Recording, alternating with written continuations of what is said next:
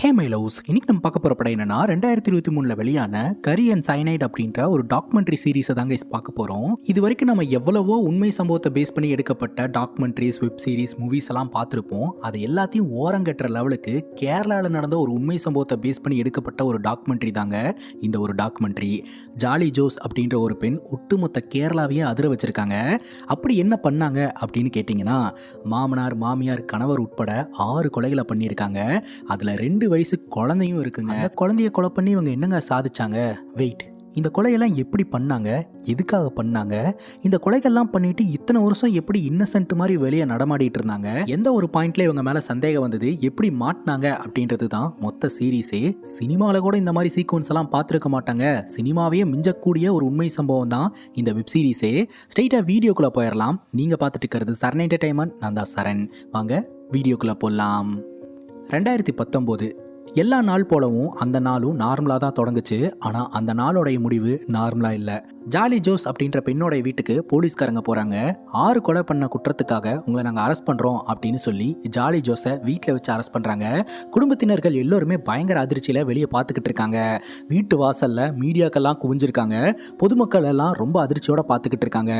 Kerala police வரலாற்றிலேயே இதுதான் முறையாக 6 டெட் பாடியை தோண்டி ரீபோஸ்ட்மார்ட்டம் பண்ணுறது அப்படின்ற மாதிரி போலீஸ்காரங்க சொல்கிறாங்க.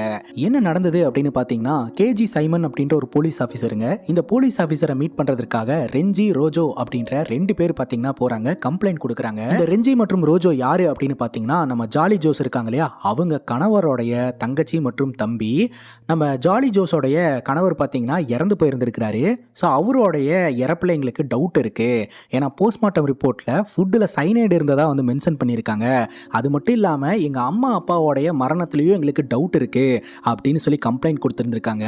இந்த கம்ப்ளைண்ட்டை அக்செப்ட் பண்ணிட்டு தான் நம்ம சைமன் வந்து இன்வெஸ்டிகேஷன் பண்ண ஆரம்பிச்சிருந்திருக்கிறாரு. அந்த இன்வெஸ்டிகேஷனில் தாங்க பல உண்மைகள் வர ஆரம்பிச்சிருந்திருக்கு. ஜாலி ஜோஸை அரெஸ்ட் பண்ணி கஸ்டடியில் எடுத்து இன்வெஸ்டிகேஷன் பண்ணும்போது ஆரம்பத்தில் அவங்க நான் எதுவுமே பண்ணல அப்படின்னு சொல்லி தான் சொல்லியிருந்திருக்காங்க. அதுக்கப்புறம் போக போக சில உண்மைகள்லாம் சொல்ல ஆரம்பிச்சதா வந்து இந்த போலீஸ் ஆஃபீஸர் மீடியா கிட்ட சொல்கிறாருங்க. மீடியா பீப்புள்ஸும் அவங்க வந்து இன்வெஸ்டிகேஷனுக்கு ஒத்துழைக்கிறாங்களா இல்லை ஏதாவது பிரச்சனை பண்ணுறாங்களா அப்படின்னு கேட்க, அதெல்லாம் ஒன்றும் பிரச்சனை இல்லை, ஒத்துழைக்கிறாங்க.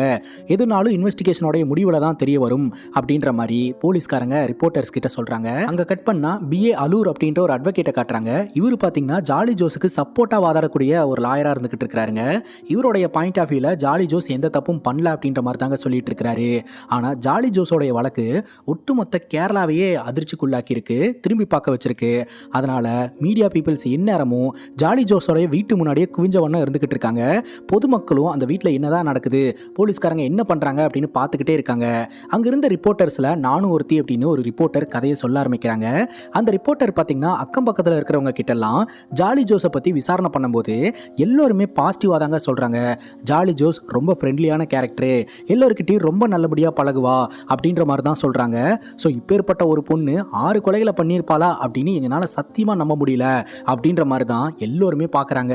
ஜாலி ஜோஸ் அரெஸ்ட் பண்ணி ஜீப்பில் ஏற்றும் போது அங்கே இருக்கிற பொதுமக்கள்லாம் ஜாலி ஜோஸ் எந்த ஊர்ல இருந்து வந்தவங்க அப்படின்றத பற்றி பேசி கத்த ஆரம்பிச்சிருந்திருக்காங்க.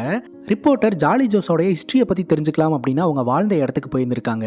ஸோ ஜாலி ஜோஸோடைய ஃபேமிலி ஒரு விவசாய குடும்பங்க. ஆனால் ஜாலி ஜோஸுக்கு விவசாயத்துலலாம் இன்ட்ரெஸ்ட் கிடையாது. கூலாக இருக்கணும், மாடர்னாக இருக்கணும், வாழ்க்கையை என்ஜாய் பண்ணணும் அப்படின்னு சொல்லி எக்ஸ்பெக்ட் பண்ணி இருந்திருக்கிறாங்க. அப்படியே கட் பண்ணா ராயோடைய ஃபேமிலியை நம்ம கிட்ட காட்டுறாங்க. ராயோட வீட்டில் யாரெல்லாம் இருக்காங்க அப்படின்னா அப்பா, அம்மா, ராய், ரெஜோ மற்றும் ரெஞ்சி அப்படின்னு மொத்தம் 5 பேருங்க. ஒரு ஹாப்பியான ஃபேமிலி, எஜுகேட்டடான ஃபேமிலிங்க. நம்ம ராயோடைய அம்மா கூட ஸ்கூலில் டீச்சராக ஒர்க் பண்ணிட்டு இருக்காங்க. சின்ன வயசுல இருந்தே பார்த்தீங்கன்னா ராய் வந்து அவ்வளோ கால்லாம் விளையாட மாட்டாரு, பேச மாட்டாரு, ரெஸ்பான்சிபிலிட்டியோட இருப்பாரு. ஆனால் ரெஞ்சி மற்றும் ரோஜோ ரொம்ப ஜாலியான கேரக்டர்ஸ், விளையாட்டு பசங்களாக தான் வளர்ந்துருக்கிறாங்க. அண்ணன் மேலே எப்போதுமே ஒரு மரியாதையும் பயமும் இவங்க 2 பேர்த்துக்கு இருக்கு அப்படின்றத நம்ம கிட்ட சொல்றாங்க.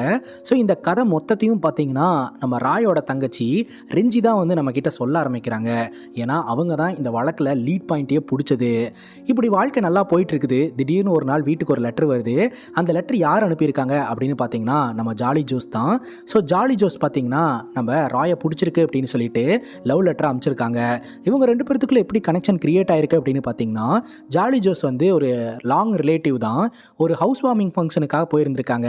அங்கே வச்சு தான் மீட் பண்ணியிருந்திருக்கிறாங்க. ஸோ அதன் மூலமாக தான் பார்த்தீங்கன்னா ஜாலி ஜோஸுக்கு ராயை பிடிச்சி போய் லவ் லெட்டர் அனுப்ப ஆரம்பிச்சிருந்திருக்கிறாங்க. அது மட்டும் இல்லாமல் நம்ம ஜாலி ஜோஸை பொறுத்த வரைக்கும் ஒரு மாடர்னான வாழ்க்கையை வாழணும்னு தான் ஆசைப்பட்டாங்க. ஸோ இங்கே வந்துட்டா ஒரு மாடர்னான வாழ்க்கையை வாழலாம் அப்படின்னு சொல்லி எக்ஸ்பெக்ட் பண்ணி தான் நம்ம ராயை வந்து தேர்ந்தெடுத்திருந்திருக்காங்க. லெட்டரில் தான் இவங்க 2 பேரும் கம்யூனிகேட் பண்ண ஆரம்பிச்சிருந்திருக்காங்க.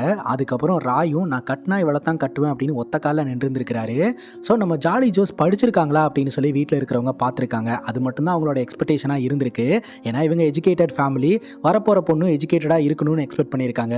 இவங்க டிகிரி கம்ப்ளீட் பண்ணியிருக்காங்க அப்படின்னு தெரிய வரவும் வீட்லேயும் எந்த பிரச்சனையும் இல்லை அப்படின்னு சொல்ல இவங்க 2 பேர்த்துக்கும் பார்த்தீங்கன்னா சர்ச்சில் திருமணம் நடக்குது. ஆனால் அப்போயே பார்த்தீங்கன்னா ஏதோ ஒன்று தப்பு நடக்க போகுது அப்படின்ற மாதிரி நம்ம ரெஞ்சிக்கு தோணிருக்கு. ஏன்னா அம்மா மட்டும்தான் இந்த கல்யாணத்தில் விருப்பம் காட்டினாங்களே தவிர அப்பாவுக்கு இந்த கல்யாணத்தில் விருப்பமே இல்லை. அவர் சங்கடப்பட்டுக்கிட்டே தான் இருந்தார். அதுக்கப்புறம் இவங்க 2 பேர்த்துக்கும் திருமணமாகி திருமண வாழ்க்கையை ஆரம்பிக்கிறாங்க. அங்கே கட் பண்ணால் இப்போ பக்கத்து வீட்டுக்காரங்க கிட்ட போயிட்டு ஜாலி ஜோஸை பற்றி விசாரணை பண்ண ஆரம்பிக்கிறாங்க. பக்கத்து வீட்டில் ஆயிஷா அப்படின்ற ஒருத்தங்க ஸ்டே பண்ணியிருக்காங்க. அவங்க கிட்ட ஜாலி ஜோஸை பற்றி பேசும்போது அவங்க என்ன சொல்கிறாங்கன்னா, ஜாலி ஜோஸ் செம்ம கேரக்டரு, எப்போதுமே நம்ம வீட்டுக்கு வருவா, நம்ம வீட்டுக்கு வரும்போதெல்லாம் ஏதாவது ஒரு நியூஸோட தான் வருவா, எல்லோரு கூட நல்லா பழகுவா, நல்லா சமைப்பா, நாங்கள் எல்லோரும் ஒன்றா சேர்ந்து ஷாப்பிங் எல்லாம் கூட போவோம், அவளுக்கு நகைன்னா ரொம்ப பிடிக்கும், அதனால ஜுவல்ஸ் எல்லாம் அடிக்கடி போய் பாப்பா, ஷாப்பிங் பண்ணுவா அப்படின்ற விஷயத்தையெல்லாம் வந்து சொல்கிறாங்க. நெய்பர் ஆயிஷாவோடைய ஸ்டேட்மெண்ட்டை வச்சு பார்க்கும்போது நம்ம ஜாலி ஜோஸோடைய ஆரம்ப கால திருமண வாழ்க்கை ரொம்ப சந்தோஷமாக தான் ஆரம்பிச்சிருக்கு அப்படின்றது தெரிய வருதுங்க. இப்போ பிரச்சனை எங்கிருந்து ஆரம்பிக்குது அப்படின்னு பார்த்தீங்கன்னா, ஜாலி ஜோஸோடைய மாமியார் வந்து ஜாலி ஜோஸ் கிட்ட படித்து டிகிரி வாங்கின பொண்ணு வீட்டில் இருக்கிறது நல்லா இல்லம்மா, அதனால நீயும் ஒரு வேலைக்கு போன அப்படின்னா ராய்க்கு கொஞ்சம் சப்போர்ட்டாக இருக்கும், நீங்கள் 2 பேரும் சீக்கிரம் செட்டில் ஆயிடுவீங்க அப்படின்ற விஷயத்த சொல்லியிருந்திருக்காங்க. ஒரு தடவை 2 தடவை இல்லை, பல தடவை அதையே சொல்லிட்டு இருந்திருக்கிறாங்க. மாமியாரோட கண்ணோட்டத்திலிருந்து பார்க்கும்போது அவங்க வந்து எஜுகேட்டடான ஒரு ஆள், அதனால ஒரு டிகிரி ஏன் வேஸ்ட் பண்ணுற, நீ வேலைக்கு போகலாம்ல அப்படின்ற மாதிரி சொல்லிட்டு இருந்திருக்கிறாங்க. படிக்கிற எல்லா பொண்ணுங்களுமே வேலைக்கு போகணும் அப்படின்னு நினைக்க மாட்டாங்க. ஒரு சில பொண்ணுங்க நான் வீட்லேயே இருக்கணும் அப்படின்ற மாதிரி நினைப்பாங்க. அந்த மாதிரி தான் ஜாலி ஜோஸும் நினச்சிட்டு இருந்திருக்காங்க. அதுக்கப்புறம் தான் பார்த்தீங்கன்னா ஜாலி ஜோஸ் வந்து பிரெக்னென்ட் ஆகுறாங்க. அதனால நீ வேலைக்கெல்லாம் போக வேண்டாம் அப்படின்ற மாதிரி வீட்டில் சொல்லிட்டாங்க. கொஞ்ச நாள்லயே பார்த்தீங்கன்னா ரெமோ வந்து பிறக்கிறான். ஸோ ரெமோவை பார்த்தீங்கன்னா ஒட்டுமொத்த குடும்பமும் எடுத்து கொஞ்சிக்கிட்டு இருக்காங்க. கொஞ்ச நாள்லயே பார்த்தீங்கன்னா ஜாலி ஜோஸோடைய மாமியார், இந்த குழந்தைய நான் வந்து பார்த்துக்கிறேன், எல்லா வேலையும் நான் பண்ணிக்கிறேன், நீ வந்து வேலைக்கு போமா, உன்னோட புருஷனுக்கு சப்போர்ட்டாரு அப்படின்ற மாதிரி சொல்லியிருந்திருக்கிறாங்க. ஸோ மறுபடியும் பார்த்தீங்கன்னா குடும்பத்தில் இந்த வேலை சம்பந்தமாக பிரச்சனை வர ஆரம்பிச்சிருந்துருக்குது. அப்போ தாங்க மொதல் சம்பவம் இவங்க வீட்டில் நடக்குது. 2002 வீட்டில் சொந்தக்காரங்களாம் இருக்கிறாங்க. சவுண்டெல்லாம் அதிகமாக வச்சு ஜாலியாக பார்ட்டி பண்ணிட்டு இருக்காங்க. கிச்சனில் தடல்புடலாக வேலை நடந்துக்கிட்டு இருக்கு. ஜோஸோடைய மாமியார் தண்ணி எடுத்துகிட்டு ரூம்குள்ளே போகிறாங்க. அதை ரெஞ்சி கவனிச்சுட்டு, அம்மா என்ன ஒரு மாதிரி ஸ்ட்ரேஞ்சாக பிஹேவ் பண்ணுறாங்க, அம்மாவுக்கு என்ன மோனு தப்பாக இருக்குன்னு தோணுது, நீ போய் அம்மாவை பாரு அப்படின்னு சொல்லிட்டு ரெஞ்சியோட உள்ளுணர்வு சொல்லியிருந்திருக்குங்க. அடிச்சு பிடிச்சி அம்மாவை பார்க்கறதுக்காக போனால் அம்மா அப்படியே ரூம்குள்ளே விழுந்து கிடக்குறாங்க. அவங்க கண்ணெல்லாம் சொருகிட்டு இருக்கு. நான் சாக போகிறேன், நான் பொழைக்க மாட்டேன் அப்படின்ற மாதிரி சொல்லிட்டு இருந்திருக்காங்க. உடனே வந்து எல்லார்ட்டையும் சத்தம் போட பாட்டு சவுண்டெல்லாம் அதிகமாக இருக்கிறதுனால யாருக்குமே கேட்கலங்க. ஓடி வந்து மெயின் ஆஃப் பண்ணி மொத்த ஃபேமிலிக்கிட்டையும் விஷயத்த சொல்ல மொத்த ஃபேமிலியும் அதிர்ச்சிக்குள்ளாயிடுறாங்க. உடனடியாக அவங்க அம்மா ஹாஸ்பிட்டலுக்கு எடுத்துகிட்டு போகலாம் அப்படின்னு ஜீப்பில் வச்சு ஹாஸ்பிட்டலுக்கு கொண்டு போகிறாங்க. பட் ஹாஸ்பிட்டலில் சிகிச்சை பலனின்றி இறந்து போயிட்டாங்க. அதுக்கப்புறம் டாக்டர்ஸே பார்த்தீங்கன்னா போஸ்ட்மார்ட்டம் பண்ணலாமா அப்படின்னு கேட்டு இருந்திருக்காங்க. போஸ்ட்மார்ட்டம் அப்படின்றது இவங்க குடும்பத்தில் இது வரைக்கும் யாருக்கும் பண்ணதே கிடையாது. இவங்களுக்கு வந்து அது வந்து ஒட்டாத ஒரு கான்செப்டாக இருந்திருக்கு. அதனால் அதெல்லாம் வேண்டாங்க, எங்கள் அம்மா எங்கள் கண்ணு முன்னாடி தான் இறந்து போனாங்க, பிளட் ப்ரெஷர் காரணமாக தான் இறந்து போனாங்க, அதனால் நாங்கள் எடுத்துகிட்டு போய் இறுதி சடங்கு பண்ணுறோம் அப்படின்னு சொல்லிட்டு இவங்க இறுதி சடங்கு பண்ண ஆரம்பிச்சிருந்திருக்காங்க. அன்னைக்கு இவங்க போஸ்ட்மார்ட்டம் பண்ணியிருந்தா கூட இது நேச்சுரல் டெத்தா இல்லை ப்ரீ பிளானடு மர்டரா அப்படின்றது வந்து தெரிய வந்திருக்கும். அம்மா இறந்ததுக்கப்புறம் நம்ம ஜோலி ஜோஸோடைய கேரக்டர், பிஹேவியர் எல்லாமே சேஞ்ச் ஆயிடுச்சு அப்படின்ற மாதிரி ரெஞ்சி சொல்லிக்கிட்டு இருக்காங்க. அதாவது இந்த வீட்டில் அம்மா என்ன அதிகாரமெல்லாம் பண்ணிட்டு இருப்பாங்களோ அதை எல்லாத்தையுமே இப்போ வந்து ஜாலி பண்ண ஆரம்பிக்கிறாங்க. எந்த அளவுக்கு அப்படின்னு பார்த்தீங்கன்னா, ரெஞ்சிக்கு இன்னும் கல்யாணம் ஆகலை, இந்த வீட்டில் தான் இருந்துக்கிட்டு இருக்காங்க. அப்படி இருக்கும்போது வந்து நீ இந்த பொருளை அவங்க கிட்ட கொடுக்கக்கூடாது, யாரை கேட்டு கொடுத்த, என்னை கேட்காம இந்த வீட்டில் நீ எதுவுமே பண்ணக்கூடாது அப்படின்னு சொல்லிட்டு அந்த வீட்டை வந்து அவங்க உரிமை கொண்டாடிட்டு இருக்காங்க. ரெஞ்சிக்கு வந்து உரிமையே இல்லை அப்படின்ற மாதிரிலாம் வந்து ட்ரீட் பண்ண ஆரம்பிக்கிறாங்க. ரெஞ்சிக்கு ரொம்ப கஷ்டமாக இருக்குது. இதை அப்பா கிட்ட சொல்லலாம் அப்படின்னு சொல்லி ரெஞ்சிக்கு தோணுது. ஆனால் அப்பாவே பார்த்தீங்கன்னா அம்மா இறந்து போன துக்கத்தில் மன உளைச்சல் இருக்கிறாரு, அவர் தொந்தரவு பண்ண வேணாம் அப்படின்னு சொல்லி ரெஞ்சி விட்டுட்டாங்க. அதுக்கப்புறம் ஜாலி ஜோஸுக்கு வந்து மரியாதை தேவைப்படுது, செல்வாக்கு தேவைப்படுது. நம்ம ஜாலி ஜோஸோடைய மாமியார் வந்து டீச்சர் அப்படின்றதுனால அவங்களுக்கு பயங்கரமான ரெஸ்பெக்ட் ஊருக்குள்ளே இருந்திருக்கு. அதே மாதிரி நம்மளும் வந்து ஒரு டீச்சர் ஆகிட்டோம்னா நமக்கு வந்து ரெஸ்பெக்ட் கிடைக்கும் அப்படின்னு NIT, national institute of technology அப்படின்னு கேரளாவில் இருக்கக்கூடிய ஒரு இன்ஸ்டியூட்டில் கெஸ்ட் லெக்சரராக வந்து ஜாயின் பண்ணுறாங்க. அங்கெல்லாம் வேலை கிடைக்கிறதே பெரிய விஷயங்க. ஆனால் நம்ம ஜாலி ஜோஸுக்கு வேலை கிடச்சிருக்கு. ஐடி கார்டோட ஏரியா பக்கம்லாம் வரும்போதும் போகும்போதும் அங்கே இருக்கிற எல்லோருமே பார்த்தீங்கன்னா ஜாலி ஜோஸுக்கு வந்து பயங்கரமாக ரெஸ்பெக்ட் கொடுக்குறாங்க. ஒரு பெரிய இடத்துல இருக்கிறவங்க நம்மளை போல சாதாரண ஆள்கிட்ட வந்து பேசுகிறாங்க அப்படின்னா நமக்கு பெருமை அப்படின்ற மாதிரி எல்லோருமே ஜாலி ஜோஸுக்கு பயங்கர ரெஸ்பெக்டும் செல்வாக்கும் கொடுக்குறாங்க. நம்ம ஜாலி ஜோஸ் எக்ஸ்பெக்ட் பண்ணது எல்லாமே நடக்குதுங்க. அதே சமயம் ஜாலி ஜோஸ் மறுபடியும் ப்ரெக்னென்ட் ஆகுறாங்க. இவங்களுக்கு ரெனால்ட் அப்படின்ற ஒரு பையனும் வந்து பிறக்கிறான். இவங்க வந்து ஒரு குடும்பமாக இருக்க ஆரம்பிக்கிறாங்க. அப்படியே நாட்கள் நகர ஆரம்பிக்குது. அப்போ தான் பார்த்தீங்கன்னா எம்எஸ் மேத்யூ அப்படின்ற ஒரு நபர் கூட நம்ம ஜாலி ஜோஸ்க்கு லிங்க் இருக்குது அப்படின்றது தெரிய வருதுங்க. அதாவது எம்எஸ் மேத்யூ வந்து ஒரு நகைக்கடையில் சேல்ஸ் எக்ஸிக்யூட்டிவாக ஒர்க் பண்ணிட்டு இருந்திருக்கிறாரு. ஸோ அந்த நகைக்கடைக்கு போகும்போது இவங்களுக்கு பழக்கம் ஏற்பட்டு இவங்க 2 பேர்த்துக்குள்ள ஏதோ ஒரு அஃபேர் இருக்கு அப்படின்றது வந்து தெரிய வருதுங்க. 2005 ரெஞ்சிக்கு திருமணம் ஆகுது. அவங்களுடைய கணவர் வீட்டுக்கு போறாங்க. 2007 ஒரு முறையும் 2008 ஒரு முறையும் ஒரு மாசம் அப்பாவை வீட்டில் கூப்பிட்டு வச்சுக்கிட்டாங்க. அப்பெல்லாம் வந்து அப்பா ரொம்ப டிப்ரெஷன்ல இருக்கிறாரு அப்படின்னு தெரிய வந்திருக்கு. அதுக்கான காரணம் என்னன்னா ஜாலி ஜோஸோடைய நடவடிக்கை தான். ஸோ அவங்க நிறைய நேரம் ஃபோனில் பேசிக்கிட்டு இருக்காங்க. இங்கே போறேன்னு சொல்லிட்டு எங்கேயோ போயிட்டு வரா, இன்னமும் ஒன்று தப்பா இருக்கு அப்படின்ற மாதிரி நம்ம ரெஞ்சியோட அப்பா ஃபீல் பண்ண ஆரம்பிச்சிருந்திருக்கிறாரு. ரெஞ்சியோட அப்பா டாம் தாமஸ் பார்த்தீங்கன்னா டிப்ரெஷனை குறைக்கிறதுக்காக மஷ்ரூம் கேப்சல்ஸை வந்து சாப்பிடுவாருங்க. அன்னைக்கு ராத்திரி ஜாலி ஜோஸ் தான் வந்து அந்த மஷ்ரூம் கேப்சல் வந்து சர்வ் பண்ணியிருக்கிறாங்க. சர்வ் பண்ண கொஞ்ச நேரத்திலே பார்த்தீங்கன்னா அவருடைய உடல்நிலையில் மாற்றம் ஏற்பட்டு துடிதுடிச்சு போயிருந்திருக்கிறாரு. அவர் ஆட்டோவில் வந்து ஹாஸ்பிட்டலுக்கு எடுத்துகிட்டு போயிருக்காங்க. போகிற வழியிலேயே அந்த ஆட்டோலேயே இறந்து போயிருந்திருக்கிறாருங்க. ரெஞ்சி வந்து கேள்வி கேட்டிருக்காங்க, வீட்டில் காரே இருக்குது, காரில் எடுத்துகிட்டு போகல, ஏன் வந்து லேட் ஆச்சு அப்படின்னு கேட்கும்போது கார் சாவி எங்கே வச்சேன்னு தெரியல, தேடிக்கிட்டு இருந்தேன் அப்படின்ற மாதிரி நம்ம ஜாலி ஜோஸ் சொல்லியிருந்திருக்காங்க. அப்பாவோடைய டெத்தில் இந்த எம்எஸ் மேத்யூ வந்து கலந்துருக்கிறாருங்க. எம்எஸ் மேத்யூவும் இந்த ஜாலி ஜோஸும் வந்து ஓரமாக நின்று குசுன்னு பேசிக்கிட்டு இருந்திருக்காங்க. இது வந்து ரெஞ்சிக்கு சந்தேகத்தை கிரியேட் பண்ணியிருக்கு. இதனால ரெஞ்சி மற்றும் ரெஜோ தன்னோட அண்ணனான ராய் கிட்ட போயிட்டு ஜாலி ஜோஸ் வந்து யார்கிட்ட பேசிக்கிட்டே இருக்காங்க, அவங்க யார், அவங்க 2 பேர்த்துக்குள்ளே என்ன போயிட்டுருக்கு அப்படின்னு கேட்க, ஏதோ மணி டீலிங் தான் போயிட்டுருக்கு போல், குடுக்கல் வாங்கல் பிரச்சனை, அதான் அவங்க 2 பேரும் பேசிக்கிட்டு இருக்காங்க அப்படின்னு ராய் சொல்லியிருந்திருக்கிறாரு. ஸோ அப்போ தாங்க தெரிய வருது, ராய்க்கு கூட தெரியலை ஜாலி ஜோஸும் எம்எஸ் மேத்யூவும் வந்து கனெக்ஷனில் இருக்கிறாங்க அப்படின்ட்டு. இப்போ அப்பா இறந்து போனார் இல்லையா, ஸோ இதுக்கும் பார்த்தீங்கன்னா போஸ்ட்மார்ட்டம் பண்ணலாமா அப்படின்னு சொல்லி டாக்டர் கேட்டிருக்காங்க. இவங்க அதெல்லாம் வேண்டாம், எங்கள் குடும்பத்தில் அந்த மாதிரி கான்செப்டே இல்லை அப்படின்னு சொல்லிட்டு மறுத்துட்டு அப்பாக்கான இறுதி சடங்கை பண்ணியிருந்திருக்கிறாங்க. இப்போ பக்கத்து வீட்டில் ஆயிஷா அப்படின்ற ஒருத்தங்க இருந்தாங்க இல்லையா, அவங்க கிட்ட இது வரைக்கும் வந்து ஜாலி ஜோஸ் நல்லபடியாக தான் பேசிக்கிட்டு இருந்தாங்க. அதுக்கப்புறம் ஒரு மாதிரி ஸ்டேஜாக பேச ஆரம்பிச்சிருந்திருக்காங்க. இங்கே 3 கொலை நடக்க போது, இந்த மரத்தை வெட்டுங்க, இங்கே சுவரை எழுப்புங்க அப்படின்ட்டு. ஸோ இது வந்து ஆயிஷாவுக்கு பிடிக்கவே இல்லை. இனிமேல் உன்னோட ஃப்ரெண்ட்ஷிப்பே வேண்டாம் அப்படின்னு சொல்லிட்டு ஆயிஷா பார்த்தீங்கன்னா ஜாலி ஜோஸோடைய ஃப்ரெண்ட்ஷிப்பை கட் பண்ணிட்டாங்க. அதுக்கப்புறம் நாட்கள் நகர ஆரம்பிக்குது. நம்ம ராயோடைய பிஸ்னஸ் பார்த்திங்கன்னா பழைய மாதிரி இல்லைங்க, லாஸை சந்திக்க ஆரம்பிக்கிறாரு. நிறையா ஃபினான்ஷியல் ப்ராப்ளமெல்லாம் வர ஆரம்பிக்குது. இப்படி ஒரு ஃபினான்ஷியல் ப்ராப்ளத்தெல்லாம் ஃபேஸ் பண்ணும்போது ஜாலி ஜோஸ் பார்த்திங்கன்னா ஒரு மாதிரி கோவப்பட ஆரம்பிச்சிருந்துருக்கிறாங்க. ஸோ புருஷன் பெருசாக வருமானத்தை ஈட்டுறது கிடையாது அப்படின்னு சொல்லிட்டு புருஷன் மேலே வன்மத்தை காட்ட ஆரம்பிச்சிருந்திருக்காங்க. அதே சமயம் பார்த்திங்கன்னா வீட்டுக்குள்ளே இந்த சொத்து பிரச்சனையும் நடக்க ஆரம்பிச்சிருந்திருக்கு. ஜாலி ஜோஸ் ரெஞ்சிக்கிட்ட சொல்லியிருந்திருக்காங்க, இந்த மாதிரி வீட்டில் இருக்கக்கூடிய நகையில் மட்டும்தான் உனக்கு ஷேர் இருக்கே தவிர சொத்துலலாம் வந்து உனக்கு ஷேர் இல்லை அப்படின்ற மாதிரிலாம் வந்து சொல்ல ஆரம்பிச்சிருந்திருக்காங்க. ஒரு நாள் பார்த்தீங்கன்னா ராய் வந்து வீட்டில் இருந்து ஒரு பண்டல் எடுத்துகிட்டு நேராக ரெஞ்சியோட வீட்டுக்கு போயிருந்திருக்கிறாரு. அது பார்த்தீங்கன்னா ஒரு வில்லுங்க. ஸோ அந்த வில்லில் அவங்க அப்பா தெளிவாக டீட்டெயில்ஸாக நிறைய விஷயங்கள் எழுதி வச்சிருக்கிறாரு. அதை வந்து நம்ம ரெஞ்சி வந்து ஒரு காப்பி எடுத்து வச்சுக்கிட்டாங்க, ஃபியூச்சரில் உதவும் அப்படின்னு சொல்லிட்டு. இப்போ ராய்க்கு இந்த எம்எஸ் மேத்யூவோட விஷயம் வந்து தெரிய வர ஆரம்பிச்சிருந்திருக்கு. அண்ட் வீட்டில் வந்து ஃபினான்ஷியல் ப்ராப்ளம், புருஷன் பெருசாக சம்பாதிக்கிறது இல்லை அப்படின்னு வீட்டில் ஏகப்பட்ட பிரச்சனைகள் போக ஆரம்பிச்சிருந்திருக்குதுங்க.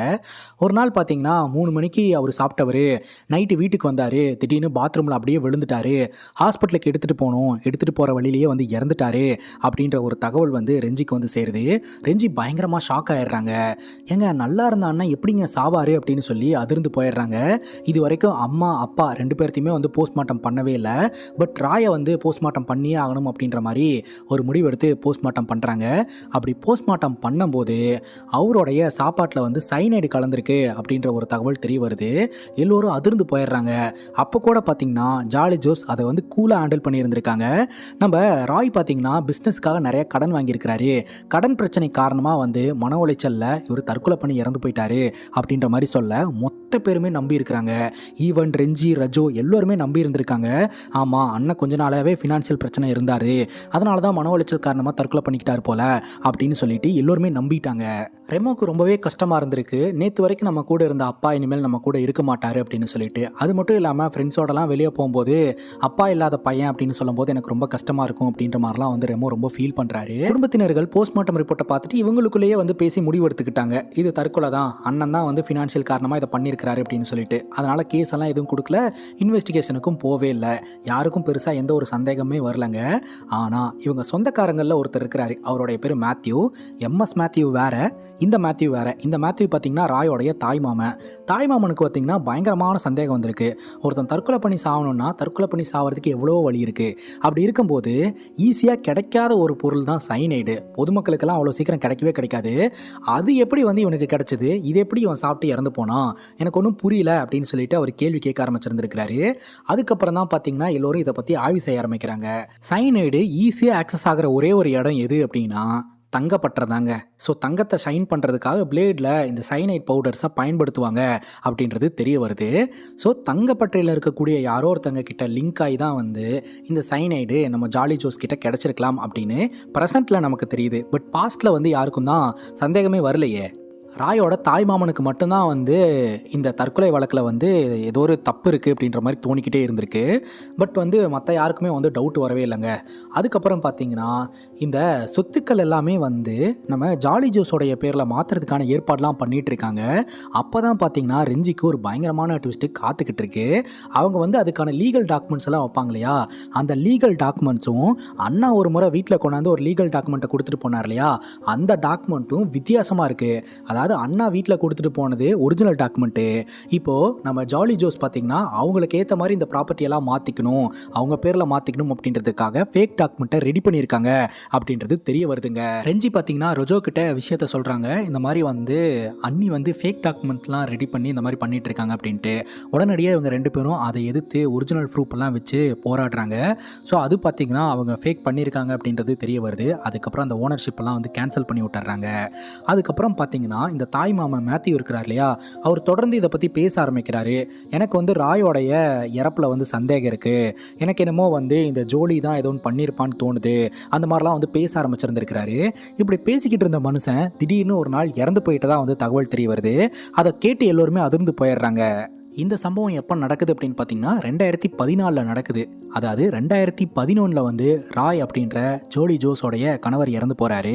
அதுக்கப்புறம் 2014 வந்து இந்த மேத்யூ அப்படின்ற ராயோடைய தாய் மாமா வந்து இறந்து போகிறாருங்க. ப்ரெசென்ட்டில் இப்போது ஒரு கிரிமினல் சைக்காலஜி எக்ஸ்பர்ட் மேகனா அப்படின்றவங்க என்ன சொல்கிறாங்க அப்படின்னா, ஒரு கொலை 2 கொலை பண்ணுறவனை வந்து கொலையாளி அப்படின்ற மாதிரி தான் சொல்லுவாங்க. 3 கொலைக்கு மேலே ஒருத்தன் பண்ணுறான் அப்படின்னாலே அவனை வந்து சீரியல் கில்லர் அப்படின்ற மாதிரி தான் வந்து சொல்லுவாங்க. பொதுவாக சீரியல் கில்லருக்கு எப்போதுமே ஒரு பேட்டர்ன் இருக்கும். ஸோ இப்போது நம்ம ஜாலி ஜோஸோடைய கேஸை எடுத்து பார்த்தோம் அப்படின்னா இதில் பேட்டர்ன் இருக்குது. என்ன பேட்டர்ன் அப்படின்னா சைனைடு. ஸோ சைனைடை வந்து பயன்படுத்தி தான் வந்து இந்த கொலைகள்லாம் பண்ணியிருக்காங்க அப்படின்ற மாதிரி ப்ரெசன்ட் சிச்சுவேஷனில் சொல்லிட்டு இருக்காங்க. தொடர்கொலை பண்ணக்கூடிய ஒரு சீரியல் கில்லராக தான் வந்து இவங்க உருவெடுக்க ஆரம்பிச்சிருந்திருக்காங்க. அதுக்கப்புறம் நடந்த விஷயத்த காட்ட ஆரம்பிக்கிறாங்க. ஷஜு அப்படின்ற ஒரு நபர் மேலே வந்து நம்ம ஜாலி ஜோஸ்க்கு இன்ட்ரெஸ்ட் வர ஆரம்பிச்சிருந்துருக்குதுங்க. புருஷன்னா ஷஜு மாதிரி தான் இருக்கணும் அப்படின்னு சொல்லிட்டு. ஷஜு பார்த்தீங்கன்னா திருமணமாகி அவருக்கு வந்து 2 பெண் குழந்தைகள் இருக்குது. ஒரு குழந்தையோட பேர் வந்து அபேல், இன்னொரு குழந்தையோட பேர் வந்து அல்பைன். ஸோ இவங்க வந்து ஒரு ஹாப்பி ஃபேமிலியாக தான் இருந்துக்கிட்டு இருக்காங்க. ஸோ அந்த குழந்தைங்களுக்கு ஒரு ஃபங்க்ஷன் அப்படின்னு சொல்லிட்டு அந்த ஃபங்க்ஷனில் வந்து ஜோலி ஜோஸும் வந்து கலந்துக்கிறாங்க. சஜுவோட குழந்தை அல்பைன் பார்த்தீங்கன்னா ரொம்ப ஆக்டிவாக இருக்கக்கூடிய ஒரு குழந்தை. அந்த குழந்தை எல்லோருமே பார்த்தீங்கன்னா தூக்கி வச்சு கொஞ்சிக்கிட்டு இருக்காங்க. அந்த குழந்தை ஃபுட்டை எடுத்துக்கிட்ட அடுத்த செகண்டே பார்த்தீங்கன்னா திடீர்னு மர்மமான முறையில் இறந்து போகுது. அந்த குழந்தையோட கண்ணெல்லாம் பார்த்தீங்கன்னா ஒரு மாதிரி சொருக ஆரம்பிச்சிருந்துருக்குது. யாருக்குமே ஒன்றுமே புரியலை. அதுக்கப்புறம் ஹாஸ்பிட்டலுக்கு எடுத்துகிட்டு போகிற வழியிலேயே வந்து அந்த குழந்தை வந்து உயிரிழந்துட்டு தான் வந்து தெரிய வருதுங்க. ஃபுட் பாய்சன் ஆகி அந்த குழந்தை இறந்து போயிருக்கு அப்படின்ற மாதிரி இந்த கேஸ் வந்து க்ளோஸ் ஆகுதுங்க. அதுக்கப்புறம் சில்லிக்கோட வந்து ஜாலி ஜோஸ் வந்து க்ளோஸ் ஆக ஆரம்பிக்கிறாங்க. இந்த சில்லி யார் அப்படின்னா நம்ம சஜுவோட மனைவி. அவங்க கிட்ட வந்து இந்த மாதிரி என்னோட மாமனார் வந்து டிப்ரெஷன் போகிறதுக்காக ஒரு மஷ்ரூம் கேப்சூல் சாப்பிடுவார், நீங்களும் அதை சாப்பிடுங்க சரியாயிரும் அப்படின்ற மாதிரி ரெக்கமெண்ட் பண்ணியிருக்காங்க. இவங்களே கிளினிக்குக்கும் கூப்பிட்டு போயிருந்துருக்காங்க. ஸோ அந்த கிளினிக் வாசலில் தான் பார்த்தீங்கன்னா எல்லோருமே இருந்திருக்கிறாங்க. திடீர்னு அப்படியே பின்னாடி சாஞ்சு சில்லி கீழே விழுந்தவங்க அவ்வளோதான் இறந்து போயிட்டாங்க. அவங்களுக்கு என்ன நடந்ததுன்னு ஒன்றுமே புரியல. ஸோ அப்பவும் பார்த்தீங்கன்னா டாக்டர் வந்து போஸ்ட்மார்ட்டம் பண்ணலாமா அப்படின்னு கேட்கும்போது சஜுவோட ஃபேமிலிலையும் வந்து போஸ்ட்மார்ட்டம் அப்படின்ற கான்செப்ட் இல்லாதனால அவங்க போஸ்ட்மார்ட்டம்லாம் ஒன்றும் பண்ண வேண்டாம் அப்படின்ற மாதிரி சொல்லி டெட் பாடி எடுத்துகிட்டு போயிட்டு இறுதி சடங்குக்கான ஏற்பாடை பண்ண ஆரம்பிச்சிடுறாங்க. நம்ம ரெஞ்சி இருக்காங்க இல்லையா, அவங்க வந்து இந்த மாதிரி சஜுவோட குழந்தை இறந்ததுக்கு கூட நம்ம போல அட்லீஸ்ட் அவருடைய மனைவி இறந்த அந்த டெத்துக்காவது போயிட்டு வந்துடலாம் அப்படின்னு சொல்லிட்டு கிளம்பி வந்திருக்கிறாங்க. வந்து பார்த்தா தன்னோட அண்ணியோட நடவடிக்கையே ஒன்றும் சரியில்லைங்க. அதாவது ஜாலி ஜோஸ் பார்த்தீங்கன்னா அவங்க வீட்டில் நடந்த ஒரு சம்பவம் மாதிரி ஊடி ஆடி எல்லாத்தையும் எடுத்து போட்டு வேலை பார்த்துக்கிட்டு இருக்காங்க, எல்லாத்தையும் ஹேண்டில் பண்ணிட்டு இருக்காங்க. கொஞ்ச நேரம் வந்து ரெஞ்சி தன்னோட அண்ணியான ஜாலி ஜோஸை பார்த்துக்கிட்டே நின்றுட்டு இருந்திருக்காங்க. அவங்களுடைய முகத்தில் ஏதோ ஒரு சந்தோஷம் இருக்கிறது வந்து நம்ம ரெஞ்சிக்கு தெரிய வர ஆரம்பிச்சிருந்திருக்கு. அதாவது முகத்தில் தெரியலனா கூட அவங்க உள்ளுக்குள்ளே சந்தோஷப்படுறாங்களோ அப்படின்ற மாதிரி தோண ஆரம்பிச்சிருந்துருக்குது.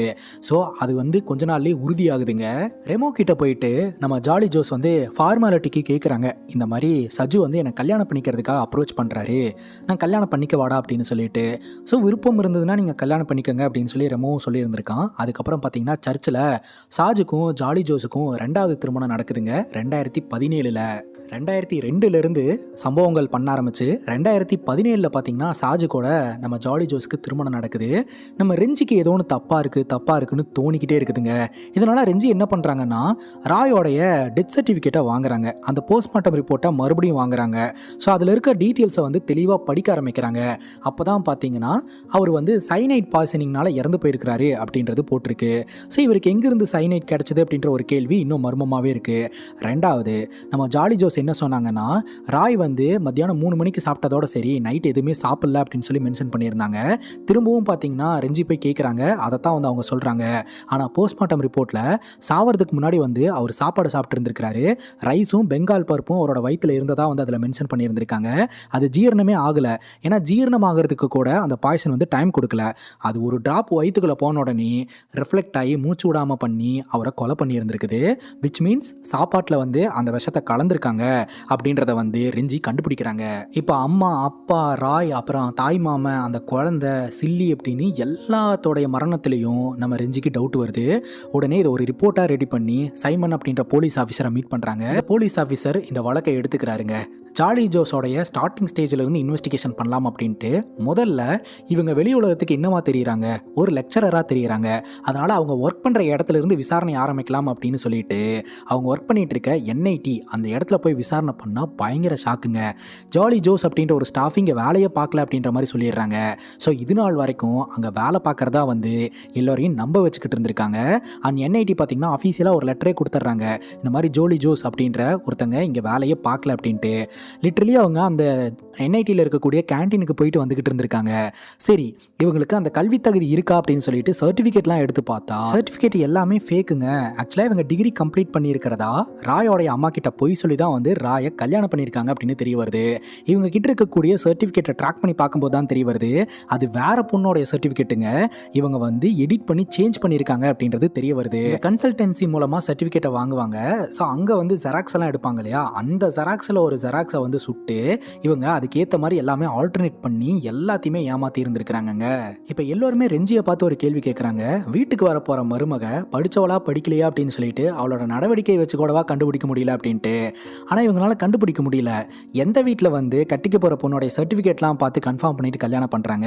இவ்வளோ கேள்வி கேட்குறீங்களே, நீங்கள் உங்கள் வீட்டுக்கு வர போகிற மருமகளுடைய சர்டிஃபிகேட்லாம் பார்த்துட்டு தான் கல்யாணம் பண்ணுறீங்களா அப்படின்ற ஒரு கேள்வியை ரெஞ்சி முன் வைக்கிறாங்க. யார்கிட்ட இருந்தும் பதில் வரல. இதை வச்சு பார்க்கும்போது நமக்கு என்ன புரியுது அப்படின்னா இவங்க சர்டிஃபிகேட்லாம் ஃபேக்கு. பட் இவங்க ஒரு இடத்துல இந்த சர்டிஃபிகேட்டை வச்சு வேலைக்கு போனாங்க அப்படின்னா அங்கே வந்து அவங்க கண்டுபிடிச்சிருவாங்கல்ல இவங்க உண்மையிலேயே படிச்சிருக்காங்களா இல்லையா அப்படின்ட்டு. அதனால தான் இவங்க வீட்டில் இருந்துகிட்டே வேலைக்கு போக மாட்டேன் அப்படின்ட்டு மாமியார் கிட்ட பிரச்சனை பண்ணி இருந்திருப்பாங்களோ அப்படின்னு நமக்கு தோணுதுங்க.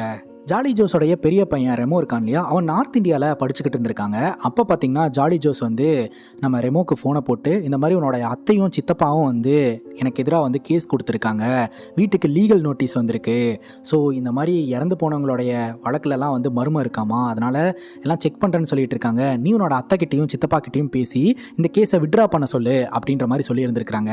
நம்ம ரெமோவும் பார்த்தீங்கன்னா அத்தைக்கிட்ட ஃபோனை போட்டு பேசியிருந்திருக்கிறாரு. ஆனால் அத்தை வந்து உனக்குலாம் ஒன்றும் தெரியாது, நீ அமைதியாரு அப்படின்ற மாதிரி சொல்லியிருந்திருக்காங்க. அதுக்கப்புறம் அடுத்த நாள் காலையில் நியூஸ் பேப்பரில் விஷயம் வர ஆரம்பிச்சிருந்திருக்கு. இந்த மாதிரி வந்து கல்லறை வந்து தோண்ட போகிறதாகவும் இவங்க அம்மாவை அரெஸ்ட் பண்ண போகிறதாகவும் உடனடியாக அவன் நார்த் இந்தியாவிலேருந்து இந்த ஊருக்கு கிளம்பி வந்திருக்கிறாங்க. வர வழியில் எல்லா நியூஸ் சேனலையும் நான் பார்த்துட்டே தான் வந்தேன் அப்படின்ற மாதிரி ரெமோ மென்ஷன் பண்ணிக்கிட்டு இருக்கிறாரு. ஸோ எல்லோரும் என்ன பண்ணிட்டு இருக்காங்க, அங்கே என்ன நடக்குது அப்படின்ட்டு கேரளாவில் இருக்கக்கூடிய ஒட்டுமொத்த மீடியாவும் இந்த ஒரு வழக்கை தாங்க ஃபோக்கஸ் பண்ணிட்டு இருந்திருக்கு. ஏன்னா கேரளா போலீஸோடைய வரலாற்றிலேயே 6 டெட் பாடியை தோண்டி இன்வெஸ்டிகேஷன் பண்ணுற லெவலுக்கெல்லாம் போனதே கிடையாது. அந்த டெட் பாடியெல்லாம் டீகம்போஸே ஆயிருக்குங்க. போலீஸ்காரங்களுடைய பாயிண்ட் ஆஃப் வியூ என்ன அப்படின்னா, அந்த டெட் பாடியை வந்து ரீபோஸ்ட்மார்ட்டம் பண்ணோம்னா அதிலிருந்து ஏதாவது சைனைடு சாம்பிள் கிடச்சதுன்னா ஜோலியை வந்து ஈஸியாக லாக் பண்ண முடியும். அதுக்காக தான் பார்த்தீங்கன்னா வந்து அவங்க எல்லாமே வந்து சேகரிச்சுக்கிட்டு இருக்காங்க. அங்கே இருக்கிற க்ரௌடெல்லாம் பார்த்தீங்கன்னா ரெஞ்சியை ஒரு மாதிரி தப்பாக பேச ஆரம்பிக்கிறாங்க. அப்பா அம்மா இறந்ததுக்கு அப்புறமும் இந்த பொண்ணு வந்து அவங்கள நிம்மதியாக தூங்க விட மாட்டேன்றா அப்படின்ட்டு. அது கேட்கும்போது நம்ம ரெஞ்சிக்கு கஷ்டமாக இருக்குது. இருந்தாலும் ரெஞ்சியோட மனசுக்குள்ளே என்ன ஓடுதுன்னா, நம்ம பண்ணுறது சரிதான், இறந்து போன அம்மா அப்பா அண்ணா தாய் மாமா அந்த சின்ன குழந்தை சில்லி இவங்களுக்கெல்லாம் நியாயம் வாங்கி தரணும் அப்படின்னு சொல்லிட்டு ரெஞ்சியோட டவுட்டை பலப்படுத்துற மாதிரி இன்னும் சில விஷயங்கள்லாம் நடக்குது. ஆக்சுவலாக ராய் வந்து கடன் தொல்லை தாங்க முடியாமல் தான் தற்கொலை பண்ணி இறந்து போயிட்டாரு அப்படின்ற மாதிரி நம்ம ஜோலி ஜூஸ் சொன்னாங்க இல்லையா. பட் கடன் கொடுத்தேன், கடனை திருப்பி கொடுன்னு எவனும் வீட்டுக்கிட்ட வந்து கேட்கல, யாரும் இறந்ததுக்கு அப்புறமும் கேட்கல, உயிரோடு இருக்கும்போது வந்ததில்லை. அப்படி இருக்கும்போது இவருக்கு என்ன கடன் பிரச்சனை இருந்தது அப்படின்ற மாதிரியான கேள்விகள்லாம் வருது. ஸோ இது எல்லாமே பார்த்தீங்கன்னா ஜோலிக்கு எதிரான சாட்சியங்களாக மாறுதுங்க. நார்த் இந்தியாவிலேருந்து கிளம்பி ரெமோ வீட்டுக்கு வந்தாச்சு. வீட்டுக்கு வந்த உடனே பார்த்தீங்கன்னா வீட்டு வாசலில் எப்போதுமே ப்ரெஸ் மீடியான்னு இருந்துக்கிட்டே இருக்காங்க. நம்ம ஜோலி ஜோஸ் கிட்ட போயிட்டு, அம்மா உங்ககிட்ட நான் கொஞ்சம் பேசணும் அப்படின்னு சொல்லிட்டு இவன் பேச ஆரம்பிக்கிறான். நீங்கள் ஏதாவது மறைக்கிறீங்களா, நீங்கள் ரொம்ப பேனிக்காக இருக்கிற மாதிரி இருக்குது, எதுனாலும் ஓப்பனாக சொல்லிடுங்க அப்படின்ற மாதிரி பையன் கேட்டுருந்துருக்கிறான். அப்போ தான் பார்த்தீங்கன்னா ஜோலி ஜோஸ் ஆமாம் எல்லாம் நான் தான் பண்ணேன் அப்படின்ற மேனரில் பார்த்தீங்கன்னா இன்டெரக்டாக வந்து கான்வர்சேஷன் மேக் பண்ணியிருக்காங்க. ரெமோவுக்கு பயங்கரமாக ஷாக்கிங்காக இருந்திருக்கு. உடனடியாக அவங்க அம்மாவுக்கு தெரியாமல் அத்தையான நம்ம ரெஞ்சிக்கு ஃபோனை போட்டு, அம்மா வந்து எல்லாம் ஆமாம் அப்படின்ற மாதிரி சொல்லிகிட்டு இருக்காங்க அத்தை அப்படின்னு சொல்ல, நம்ம ரெஞ்சிக்கு பயங்கர ஷாக்கு. நீங்கள் அங்கே இருக்காதீங்க, இதுக்கு மேலே நீங்கள் எதுவுமே வீட்டில் சாப்பிடாதீங்க, தண்ணி கூட கொடுக்காதீங்க. ஏன்னா இத்தனை விஷயத்த பண்ண நம்ம ஜோலி ஜோஸ் ஒரு துளி 2 குழந்தைங்களுக்கு கொடுத்து சாவடிக்கிறதுக்கு கொஞ்ச நேரம் ஆகாது, அதனால் எதுவுமே சாப்பிடாதீங்க, நாளைக்கு உங்களை வந்து நான் கூப்பிட்டுக்கிறேன் அப்படின்ற மாதிரி ரெஞ்சி சொல்லியிருந்திருக்கிறாங்க. அடுத்த நாள் அப்போ தான் பார்த்தீங்கன்னா போலீஸ்காரங்க வந்து நம்ம ஜோலி ஜோஸை வந்து 6 கொலை குற்றத்திற்காக உங்களை அரெஸ்ட் பண்ணுறோம் அப்படின்னு சொல்லி அரெஸ்ட் பண்ணிட்டு போகிறாங்க. அப்போ டிவியில் தான் பார்த்தீங்கன்னா ரெஞ்சி எல்லாத்தையும் பார்த்துக்கிட்டு இருக்காங்க.